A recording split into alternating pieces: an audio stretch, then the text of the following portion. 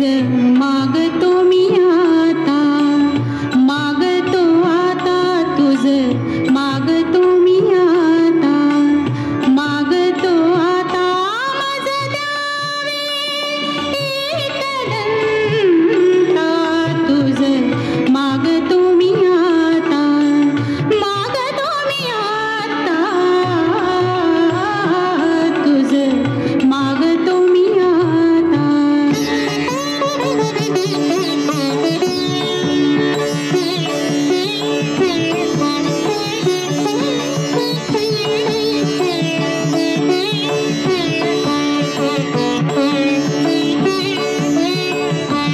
तुझे ठाई माझी भक्ती, तुझे ठाई माझी भक्ती, विरुठावी गणपती. तुझे ठाई ज्याची प्रीती, त्याची घडावी संगती, संगती त्याची घडावी संगती.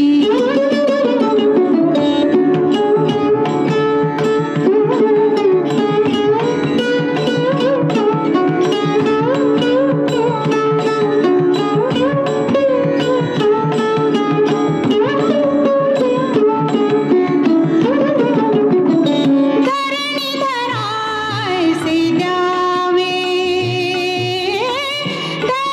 धरणीधरायसे द्यावे, सर्वाभूती लीन व्हावे.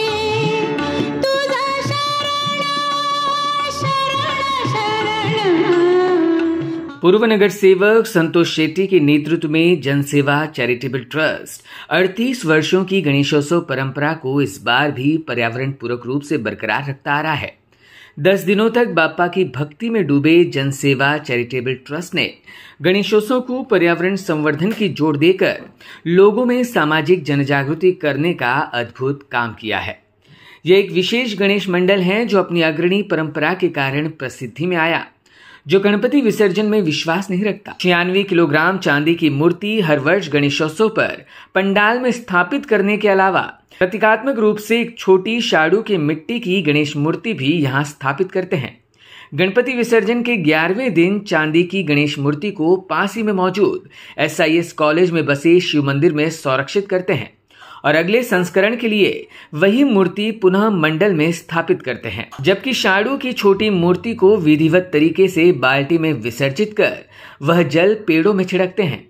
वास्तव में यह वातावरण में प्रदूषण के स्तर को कम करने के लिए किया जाता है. पर्यावरण को बचाने के लिए संतोष शेट्टी और जनसेवा चैरिटेबल ट्रस्ट की यह नेक पहल की चर्चा अब चारों तरफ है. संतोष शेट्टी सहित तमाम सदस्यों ने इस अवसर पर अपनी भावनाएं व्यक्त करते हुए इको फ्रेंडली गणेशोत्सव मनाने का आवाहन लोगों से किया. गेल्या 38 वर्षापासून आपण गणेशोत्सव सादर सर्व कार्यकर्त्यांच्या प्रोत्साहाने आम्ही करत आहोत. चांदीच्या मूर्ती आमचे एक विचार होता, पाणी दूषित करणं हिंदू संस्कृती आहे. हिंदू संस्कृतीमध्ये देवाला कुठेतरी गटारमध्ये तलावामध्ये फेकून देणं, दूषित पाणीमध्ये गणेश विसर्जन करणं आम्हाला ते काहीतरी पाप वाटत होता. ते विचार करून सर्व आमच्या लोकांनी विचार करून आपण परमनंट चांदीच्या मूर्तीच्या स्थापना केला. नंतर दुसरं छोटा मूर्तीसुद्धा आपण मातीच्या बनवतो, ते सुद्धा आम्ही विसर्जन करत नाही.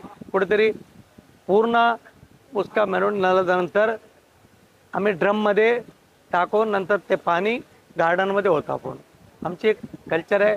आता सर्वांनी असं करावा म्हणजे प्रदूषण मुक्त होईल.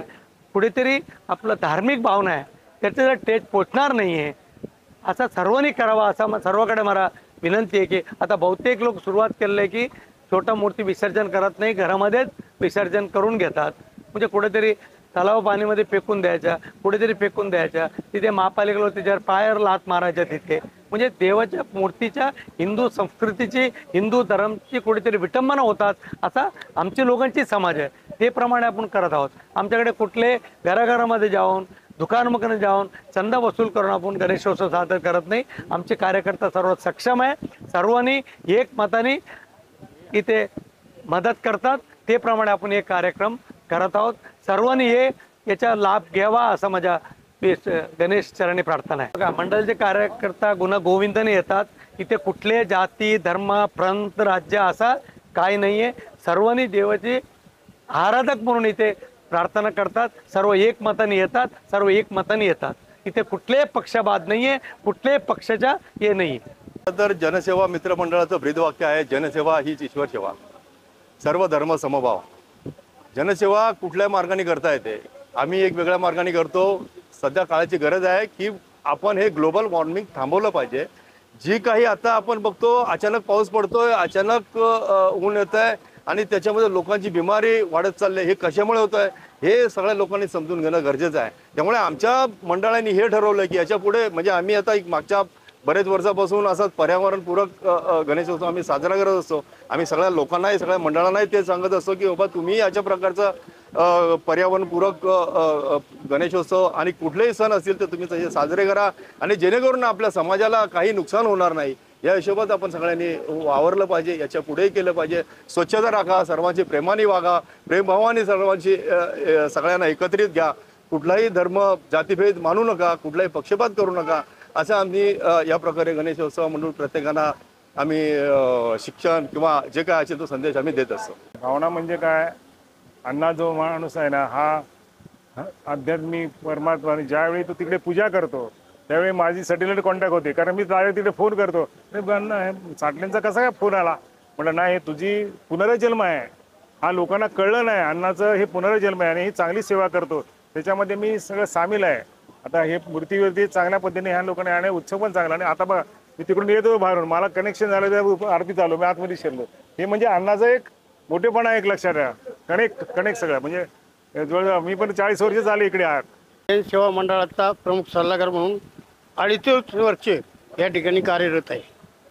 विषय असा काही तर सर्व धर्म समभावाची लोक, मुस्लिम असो ख्रिश्चन असो, सर्व जातीचे लोक एकत्रितपणे वागतात. या ठिकाणी सांस्कृतिक कार्यक्रम म्हणजे प्रासादिक भजन मंडळाचे कार्यक्रम होतात. हळदी महिलांचे एकत्रीकरण व्हावा त्यासाठी हळदी कुंकवाचा कार्यक्रम होतो. आरोग्य शिबिर घेतलं जातं, रक्तदान शिबिर घेतलं जातं. असे विविध उपक्रम मंडळाच्या माध्यमातून आजपर्यंत आम्ही राबवित आलो, यापुढेही राबवणार आहोत. आणि हा पर्यावरणाचा संदेश आमच्या मंडळातर्फे आम्ही दिलेला आहे, तो सर्वांनी आत्मसात करावा अशी गणरायाचरणी प्रार्थना. जय हिंद, जय महाराष्ट्र. बता दें कि इस अनोखी पहल के चलते पंडाल में हजारों भक्त यहां दर्शन के लिए आते हैं. Bureau report, EW network.